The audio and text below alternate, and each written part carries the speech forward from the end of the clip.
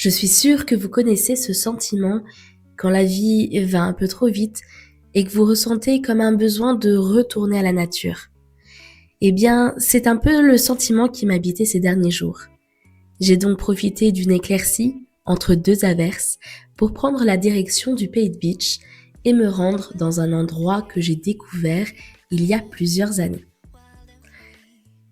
La source Saint-Hubert se trouve sur le territoire de Lemberg. Elle a l'avantage d'être facilement accessible après une marche d'une quinzaine de minutes depuis le parking qui se trouve à l'entrée de la forêt. Les chemins sont balisés par le club vosgien, il est donc impossible de passer à côté des signalétiques. La source jaillit au pied d'un rocher du Schlossberg, on lui prêterait même d'éventuelles vertus guérisseuses, mais ça reste à vérifier. En plus de la quiétude des lieux nichés en pleine forêt, ce qui fait sa richesse, c'est la fresque sculptée qui la surplombe. Cette dernière daterait de l'époque romaine, du 1er ou du 2e siècle, et mesure environ 4 mètres de long et 90 cm de hauteur. Malheureusement, il n'en reste que la partie inférieure. Il est probable que la partie supérieure ait été détruite lors de la christianisation du site. On peut encore identifier plusieurs animaux comme des chiens, un combat de cerfs, un sanglier et même un auroch.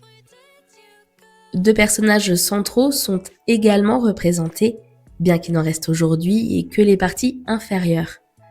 Les historiens s'entendent à dire qu'il pourrait s'agir de 2 divinités romaines, à savoir Sylvain, dieu de la forêt avec son bâton, et Diane, déesse de la chasse, représentée avec son arc. Si on regarde bien, on peut aussi distinguer une autre silhouette humaine. Au début du XXe siècle, l'archéologue Forer aurait découvert plusieurs indices laissant penser que les bassins et la source étaient clôturés et même couverts.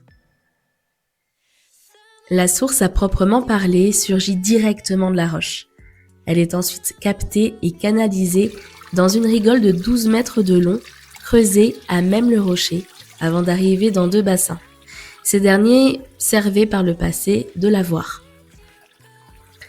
Elle continue ensuite sa course le long de la pente pour finir dans le Laterbar, se trouvant à quelques dizaines de minutes de marche. C'est particulièrement émouvant de se dire que ce site a traversé les siècles, a vu passer les conflits successifs, les différentes générations passées et même futures. N'hésitez pas à poursuivre votre chemin en contrebas de la source et suivre le cours de l'eau. Au détour du chemin, vous trouverez le ruisseau serpentant à travers la roche et se transformant en petite cascade. Vous pourrez ensuite retourner sur vos pas pour rejoindre le parking ou suivre les différents sentiers du club vosgien.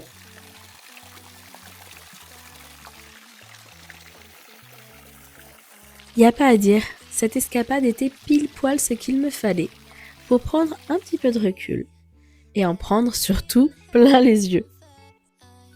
Je rappelle que cette balade est accessible à tous et surtout à tous les niveaux, ce qui en fait vraiment son point fort.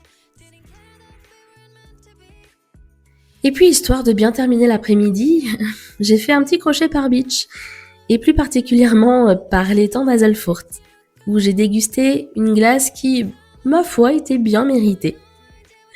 J'espère vous avoir donné vous aussi envie de découvrir la source Saint-Hubert et vous donne rendez-vous la semaine prochaine pour un nouvel épisode de Mirabelle et Bretzel. Très bonne semaine à tous!